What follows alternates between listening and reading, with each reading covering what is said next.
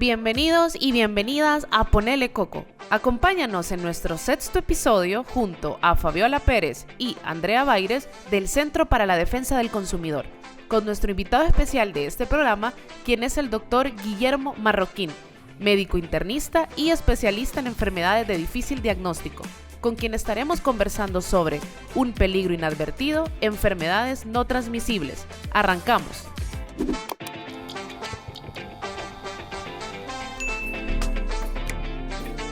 Hola a todos y todas, bienvenidos nuevamente a nuestro ya sexto episodio del podcast Ponele Coco. Yo soy Andrea Baires. Y yo, Fabiola Pérez. Y en esta oportunidad, en nuestro episodio Un peligro inadvertido, enfermedades no transmisibles, nos acompaña el doctor Guillermo Marroquín.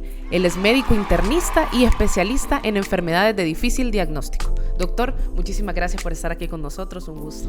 Gracias por la invitación también, para mí un honor hablar de estas enfermedades porque es las que están abajo de todas las cuestiones de los síntomas y pues es lo que más nos está atacando ahora en día. Correcto.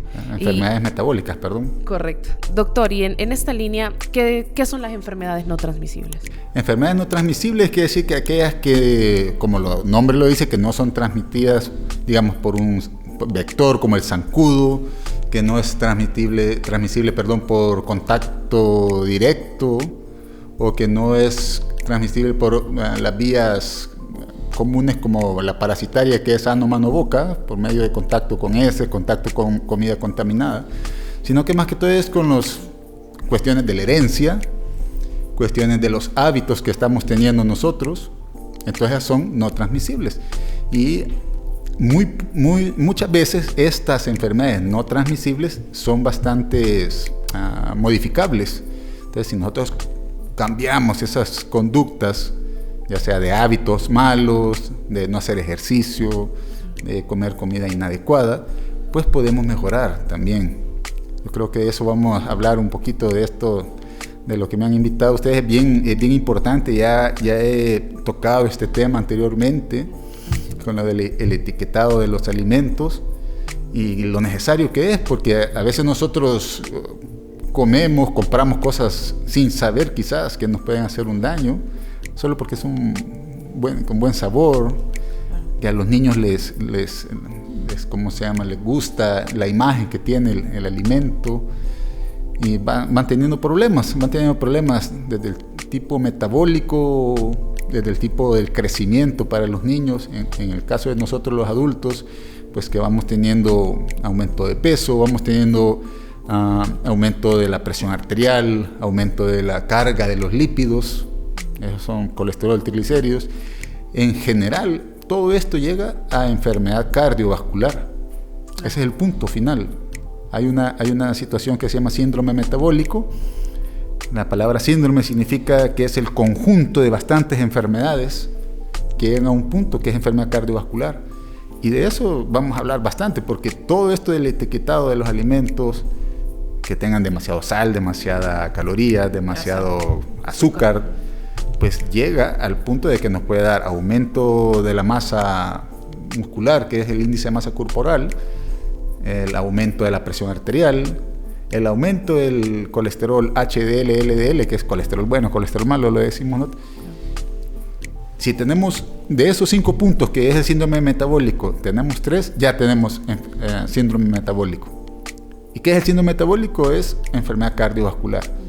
Que tenemos más chance de alguien que no tiene síndrome metabólico de tener un resultado como un infarto, un derrame, como le dice la gente, es un accidente cerebrovascular, o un problema ya sea de falla renal, insuficiencia arterial.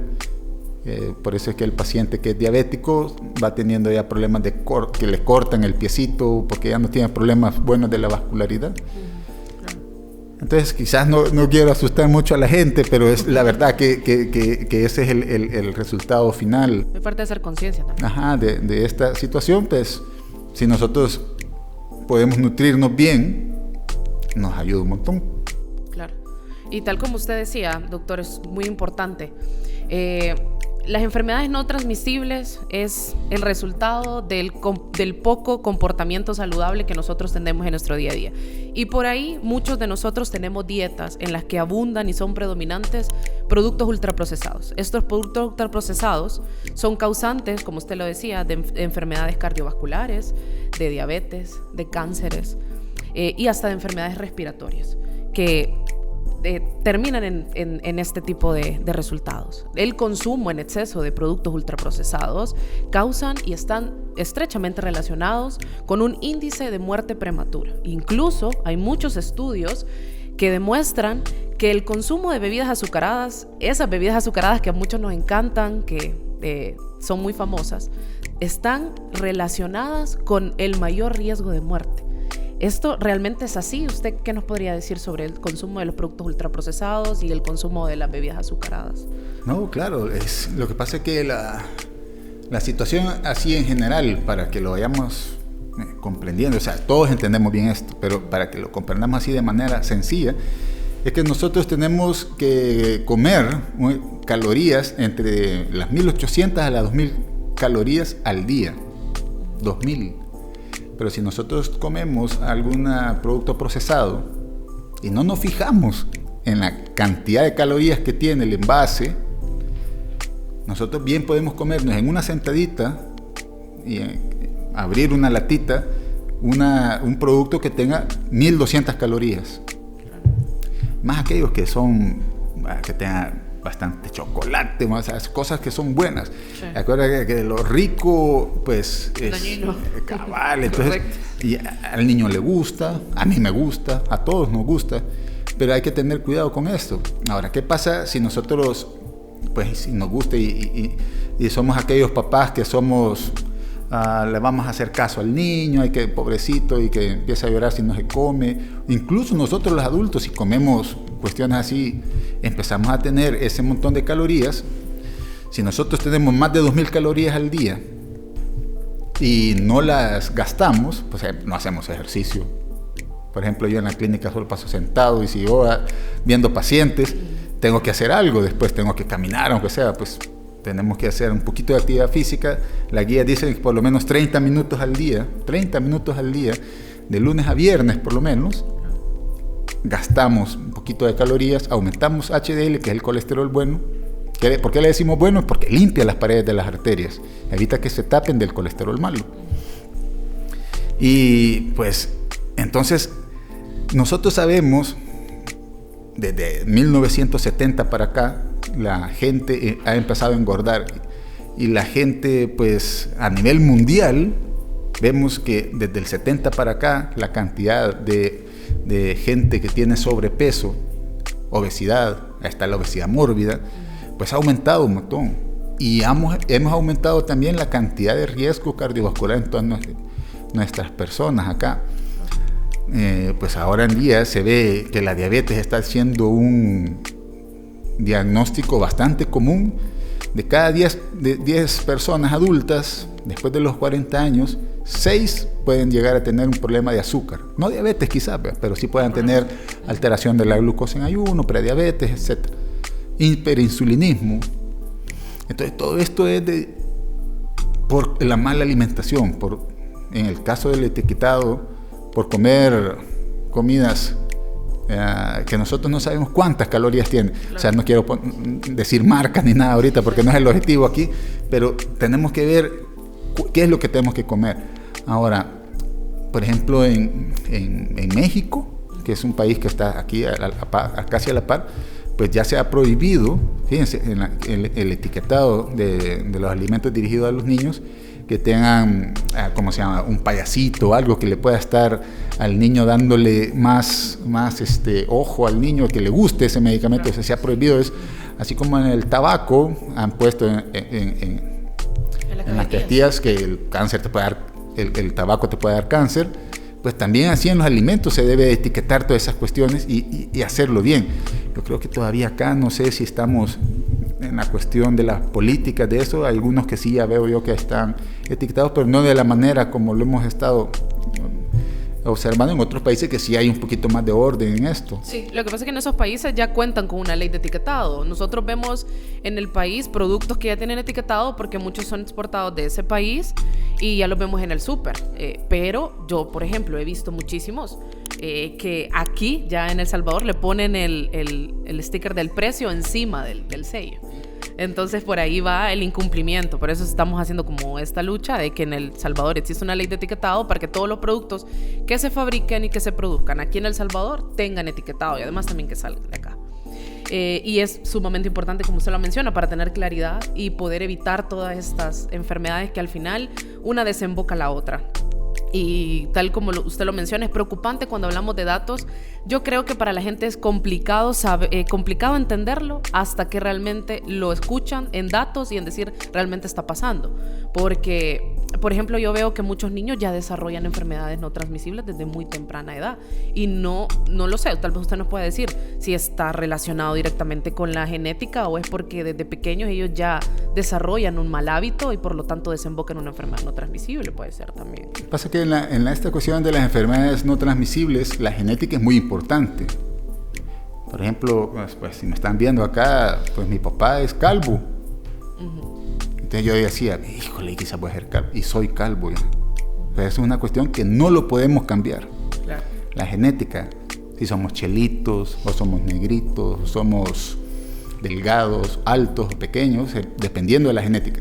Pero en la cuestión de las enfermedades no transmisibles, a pesar de la genética, nosotros podemos tener una modificación de eso, valga la redundancia. Claro. Si mi papá, mi mamá son diabéticos, tenemos la chance por genética de ser diabéticos, pero muy probablemente mi papá y mi mamá quizás no comían bien, se hicieron bien obesos, no hicieron ejercicio, comieron de manera desordenada.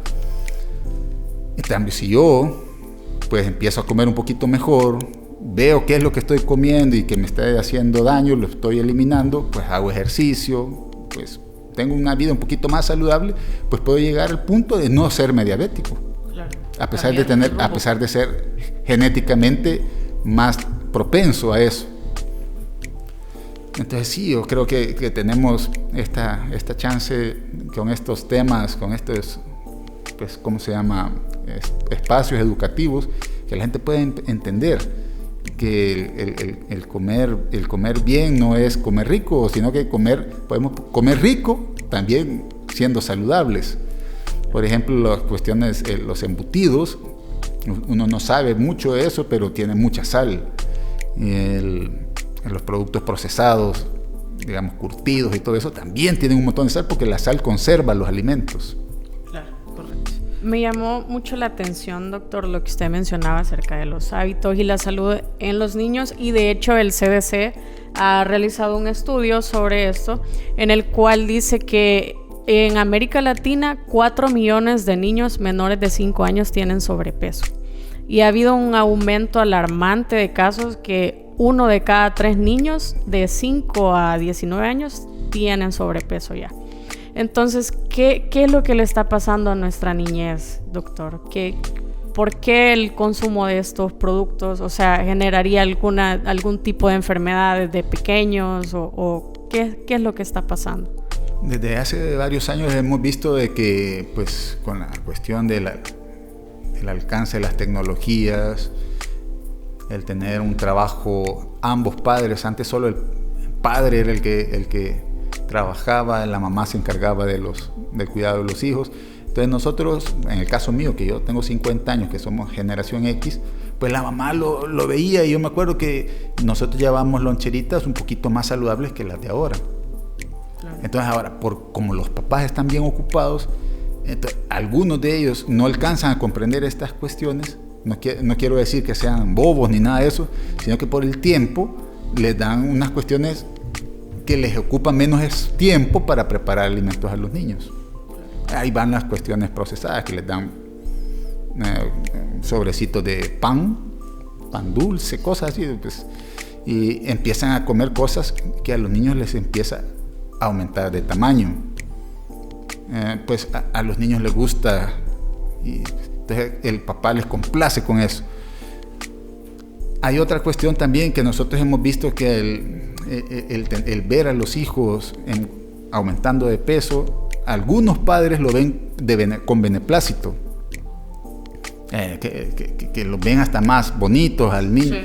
Cuando en claridad que si el niño está aumentando de peso, vamos a tener un punto de no retorno, y ustedes ven que el niño que tiene un índice de masa, o sea, que tiene un índice de masa de obesidad, pues muy poco después de la adolescencia retrocede a estar bien, porque ya viene cargando el montón de malos hábitos, esa es la palabra, malos hábitos, y siguen comiendo igual, haciendo poco ejercicio, y pues llegando después de los 20, llegando a los 30, pues ya tienen una gran carga genética, una gran carga a nivel endotelial, o sea, toda la cuestión del recubrimiento de los vasos con ateromatosis y todo eso, y ya pueden tener enfermedad cardiovascular.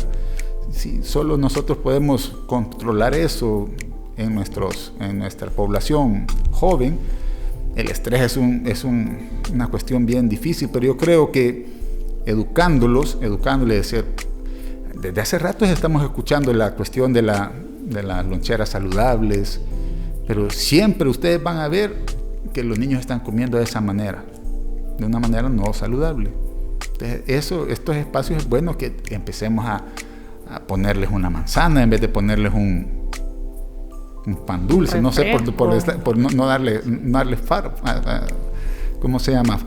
Marcas aquí, pero no darles unas sodas, sino que darles un jugo natural, cuestiones así. Y también es importante como también fomentar el tema de las políticas públicas de cafetines saludables, porque claro. De nada sirve que quizás los padres tengan como un buen hábito de poner una lonchera saludable a sus hijos si al final llegan al colegio o a la escuela, al chalet, y claro. No hay un cafetín saludable. Entonces creo que va enlazado y dentro de los mismos hábitos. Sí, yo me acuerdo de pequeño, yo compraba unas pupusas, me acuerdo, pero en aquella época yo compraba leche, me acuerdo. No me acuerdo nunca haber comprado sodas o cosas sodas así. Con pupusas, sí. 8, cabal, 9. No.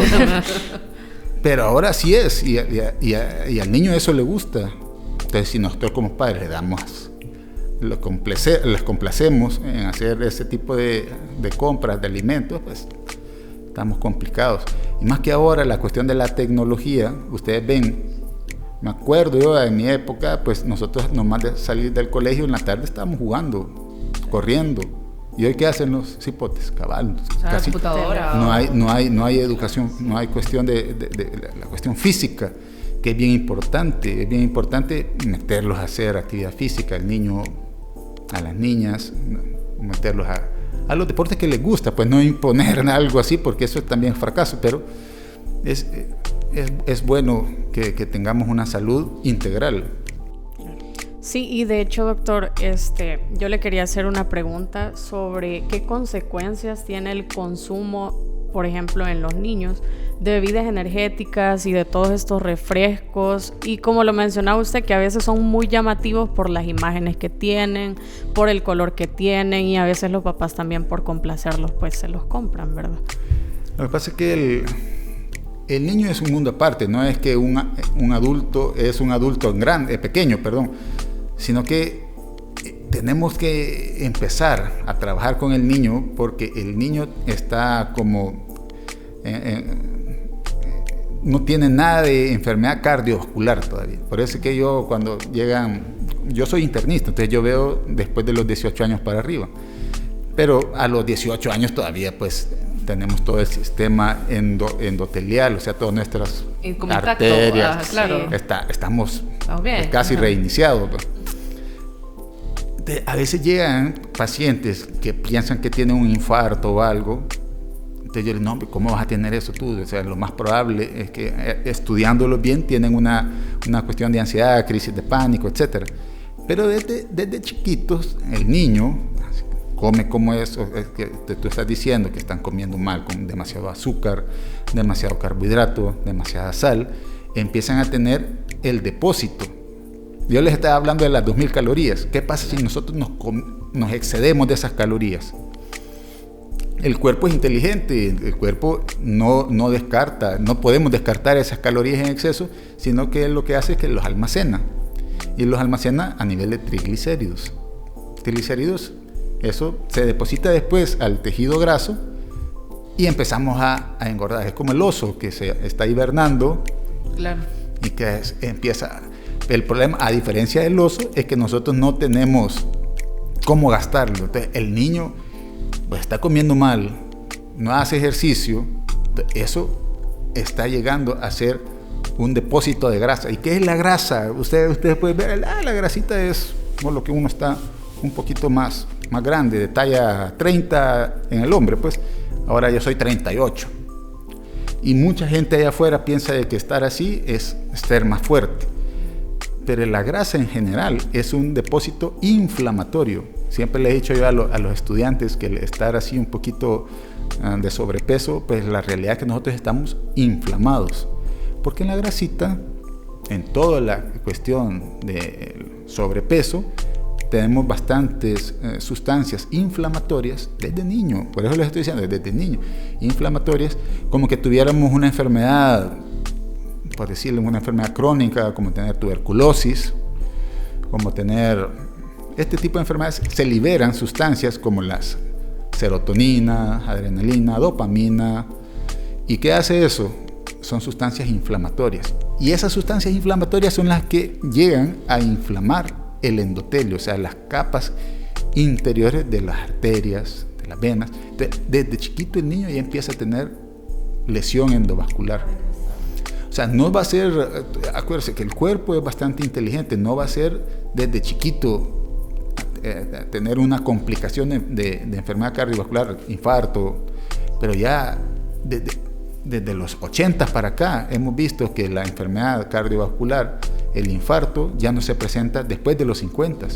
Hoy en día ya tenemos pacientes 40, incluso 30 años ya con enfermedad cardiovascular, por lo que estamos hablando, de que de niño ya tenemos un riesgo endotelial debido a cómo se está complicando con la comida, con la actividad física poca.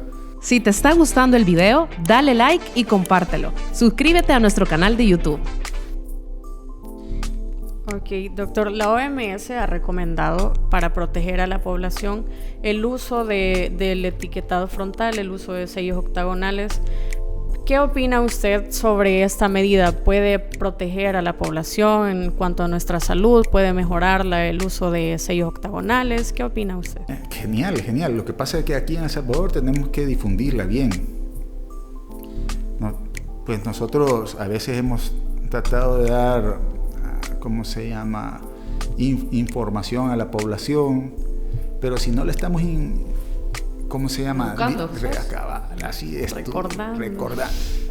El salvadoreño, no quiero decirlo así, pero el salvadoreño poco lee y poco se informa. Sí. Ahora en día, ustedes ven una cuestión médica, a veces yo hago cuestiones médicas, y ven ustedes ahí, ¿quiénes la ven? Muy poco, pero ven cosas, digamos ahora, en los medios, ven una cosa que nada que ver en educación, sino que son puras cosas de redes sociales que no nos sirven de nada, y ese tiene mucha popularidad. Entonces tenemos que tener una cuestión bien inteligente para llegar a la gente y llegar a él al punto de que puedan entender esto del etiquetado y que es un gran valor para la salud de ellos. Pues yo en el súper, así como tú acabas de decir, en el súper yo poco he visto a gente que está leyendo qué es lo que está gastando, qué es lo que va a comer. Pero si nosotros empezamos a difundir esto, empezamos a darle información a nuestra gente, yo creo que vamos a tener un buen resultado en nuestra población. Claro. Y justo como estaba mencionando Fabiola, la OMS y muchas instituciones, muchos organismos internacionales vinculados a la salud, pues están altamente preocupados por el tema de las enfermedades no transmisibles, tales como son UNICEF, bueno, ya lo mencionamos, la OMS, FAO, INCAP también, que son organismos que velan por todo el tema, políticas públicas, leyes y todo el tema de la salud y los alimentos a nivel mundial. Entonces, es una principal preocupación para estos organismos todo el desarrollo de las enfermedades no transmisibles y todo lo que desemboca. Pero es importante que nosotros mencionemos y que hagamos conciencia de cómo nos están afectando las enfermedades no transmisibles, pero lastimosamente, y creo que no nos va a dejar mentir, muchísimos de estos casos desembocan en muertes, que es el peor escenario que puede ocurrir al tener una enfermedad no transmisible. Y por eso me gustaría como que tuviéramos presente datos que también en el estudio que mencionó Fabiola, que fue elaborado en el Centro para la Defensa del Consumidor, y el que tocamos este tema de las enfermedades no transmisibles, y además damos datos importantes. En El Salvador, 2.6 millones de personas salvadoreñas mayores de 20 años están en condición de sobrepeso y en 25% en obesidad. Solo en el año 2022, en El Salvador, solo en ese año murieron 22.130 personas a causa de enfermedades no transmisibles. Y ahora viene esta pregunta importante. Eso fue en el año 2022, pero esto va en crecimiento, las muertes por las enfermedades no transmisibles. Es decir, la gente sigue muriendo por enfermedades no transmisibles actualmente en El Salvador. Claro. Lo que pasa es que es una situación que la gente no ha tenido conciencia de eso. Incluso estando en claro sobrepeso, clara obesidad, pues la gente se resiste a ir a donde un médico a chequearse, porque se sienten bien. Y te digo que es el problema, que las enfermedades no transmisibles son asintomáticas, no te dan síntomas. Qué importante eso es. No te dan síntomas, sino que te da el resultado final, como en un destino final, cabal. Claro. Te da, pues, el resultado final es un infarto, un derrame. Y eso, pues, ya estamos bien tarde, ya está. Cuando lo ideal es chequear antes. Yo en programas anteriores ahí que he asistido, yo les digo, pues, ¿tú tienes carro? Les digo yo, sí, tengo carro. ¿Cuándo le hiciste el cambio de aceite? Pues de mantenimiento general. Yo cada 5,000 kilómetros lo hago. Sí. ¿Y por qué lo haces? Porque si no se me puede arruinar el carro. ¿Y tú ya te chequeaste? No, yo nunca me he chequeado. Ya 35, 36 años. La gente, yo sé, y todos sabemos que la cuestión económica es bien importante y que ahorita estamos todavía en un proceso delicado de nuestra economía, pero si no nos ponemos a pensar de que también nuestro cuerpo es nuestra maquinaria más importante que tenemos, más que un carro. El carro, pues, se arruina y puedes comprar otro con esfuerzo, no sé, pero si te da un infarto, estás complicado como para seguir. Y estas enfermedades no transmisibles, pues podemos tener un stop. Si podemos empezar a tener unos buenos hábitos, cambiar los hábitos malos que teníamos. No es necesario que gastes, digamos, si no tienes el acceso. Si lo tienes, qué bueno, pero si no tienes el acceso ahí donde un nutricionista, con solo educarte bien en esto, de qué es lo que vas a comprar en el súper, el etiquetado es importante, por eso puedes disminuir el riesgo cardiovascular, tener una enfermedad no transmisible. Y no, porque muchas veces quizás lo relacionamos con el hecho de decir, no puedo ir donde un nutricionista, no puedo ir donde un médico, pero como dice usted, es importante que no solamente nos limitemos al tema de no poder hacerlo, si bien es importante, por un tema de un gasto, pero podemos tener una educación individual sobre tener un buen hábito y poder desarrollar. Sí, siempre les digo yo también que si nosotros tenemos el antecedente, como acabamos de decir al principio del programa, que si mi papá, mi mamá, mis hermanos son diabéticos, claro, hipertensos, es necesario que te chequees. No solo que estés buscando en Google ¿qué puedo pasar si mi familia no, o sea, tienes que ir a chequearte porque te tienen que tomar la presión arterial, tienen que ver cómo está tu índice de masa corporal, tienen que chequearte cómo está tu azúcar, cómo están tus lípidos, cómo está tu riñón, que es el más importante, es un órgano clave también en la enfermedad no transmisible. Y eso no lo puedes hacer en línea, o sea, tienes que chequearte, porque sea una vez al año, chequearte. Así como dice usted, como un carro, nosotros le damos mantenimiento, lo cuidamos, el mejor aceite, todo, pero también primordialmente lo tenemos que hacer con nosotros mismos. Y doctor, bueno, a mí me gustaría también que platicáramos tema de que es una realidad. Las enfermedades no transmisibles también causan una, por así decirlo, una escasa disponibilidad de los servicios públicos de salud. Porque, claro, hay muchísimo más personas. Las personas que acuden a la salud pública, pues ya no, muchos de los servicios en salud pública ya no hay disponibilidad porque hay un creciente número de personas con enfermedades no transmisibles y podemos ver que ya no hay tanto acceso a la salud pública porque ya no tenemos tratamientos y por muchos motivos más, el cual hay una poca disponibilidad del mismo. Y a mí me gustaría dar como datos encaminados en este punto. En el tema de El Salvador, el costo total para el sistema público de salud, hablamos en 2017, dado la carga de diabetes e hipertensión, ascendió a $586.3 millones. Eso le costó al país. Esto equivale al 92.3% del gasto social en salud. Es muchísimo. Además, se calcula que 854.5 millones es el costo por el sobrepeso y la obesidad. O sea, eso le cuesta realmente al Estado tratar estas enfermedades no transmisibles. Y en esa misma línea, sí, a mí me gustaría consultarle que, viendo el tema de estos datos, ¿qué aconsejaría usted para dar al Estado, o qué políticas públicas o qué herramientas el Estado tendría que poder sumar para poder tratar este tema y reducir el costo público en tema de la salud?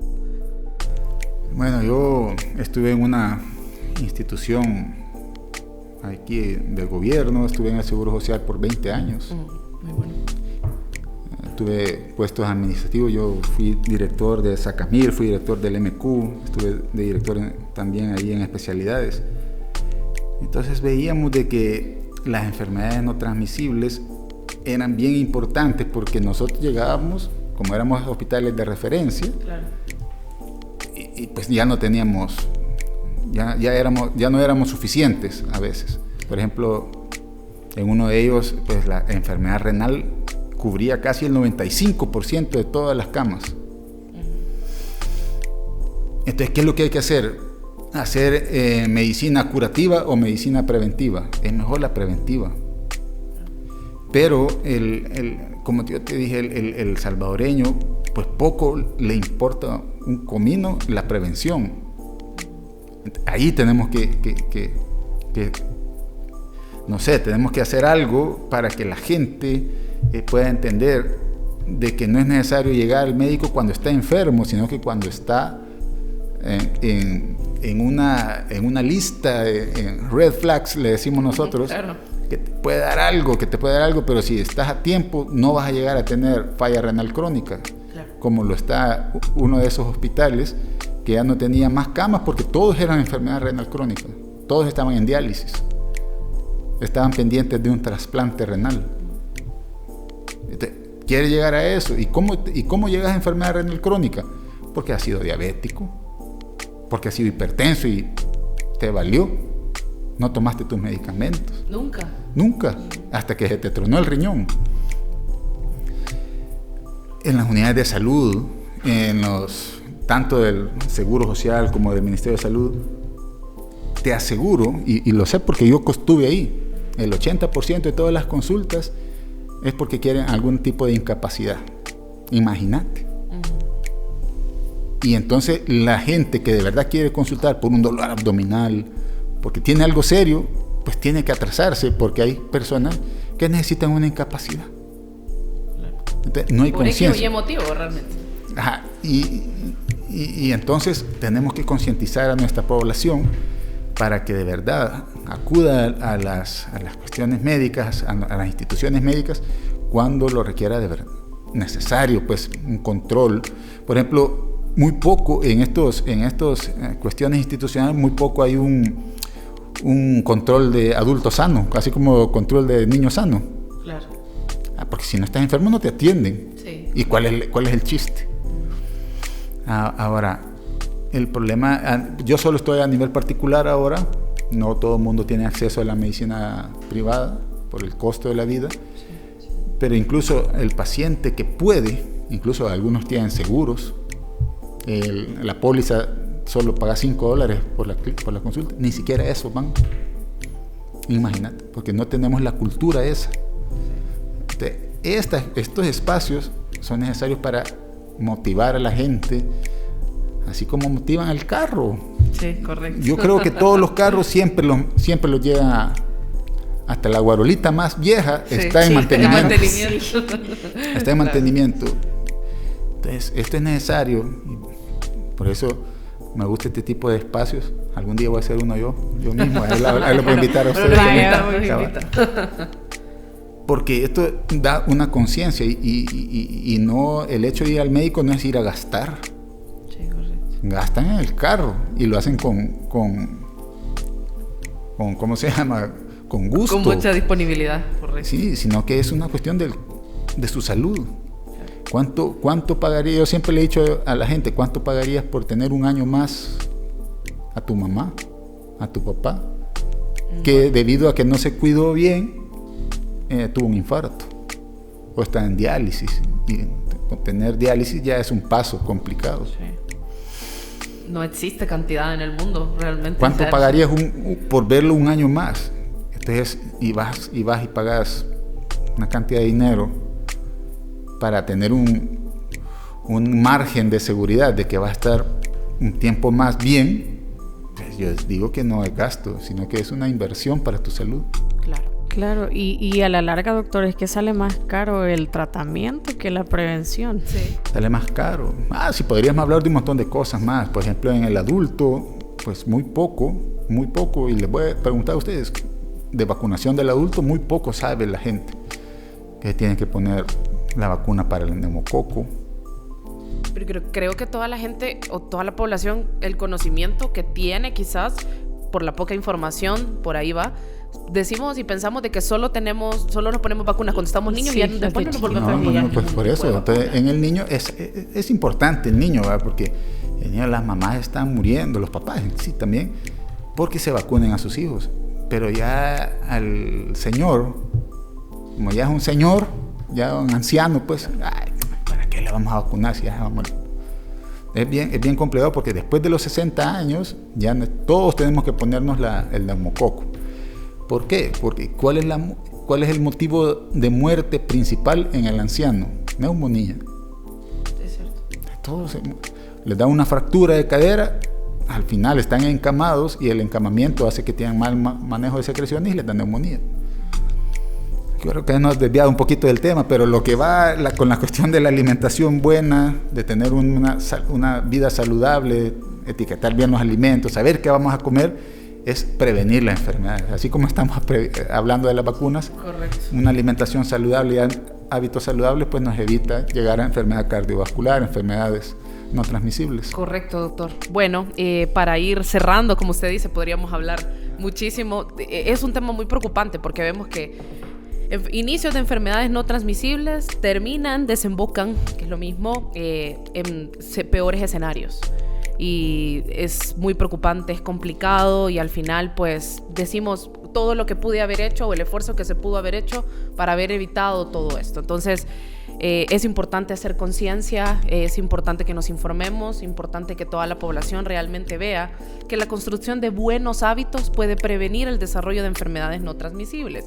Y por ello es importante, y nosotros hacemos hincapié en la importancia de que podamos tener una ley de etiquetado frontal de advertencia nutricional. ¿Por qué? Porque la ley de etiquetado frontal de advertencia nutricional lo que hará es que los productos nos pueden advertir de los excesos que hay en estos, y en lo mismo, en cómo nos alimentamos, en los productos que día a día nosotros consumimos, que son altamente dañinos para nuestra salud. Nos dirá de todos los excesos que hay, es decir, de azúcares, de grasas, de sal, y nos puede evitar pues desarrollar enfermedades no transmisibles y padecimientos que a la larga pueden agravar muchísimo nuestra salud también. Bueno, esperemos que la ley se aplique acá también, pues, no sé para cuándo, pero ojalá que sí sea lo más pronto posible.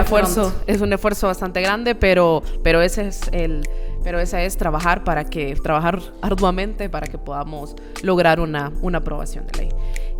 Doctor, estamos muy agradecidos que nos acompañara, fue muy bueno. Disculpen que me tardé un poquito. No, para nada. A la próxima sí voy a venir temprano. No, para nada. Vale, pues, gracias por la invitación. Muchísimas gracias. Y gracias totales a todos y todas por habernos acompañado en este episodio de podcast Ponele Coco. Recuerden seguirnos en todas nuestras redes sociales y suscribirse a nuestro canal de YouTube. Ponele Coco, no lo olviden. Chao. Si te gustó el video, dale like y compártelo. Suscríbete a nuestro canal de YouTube.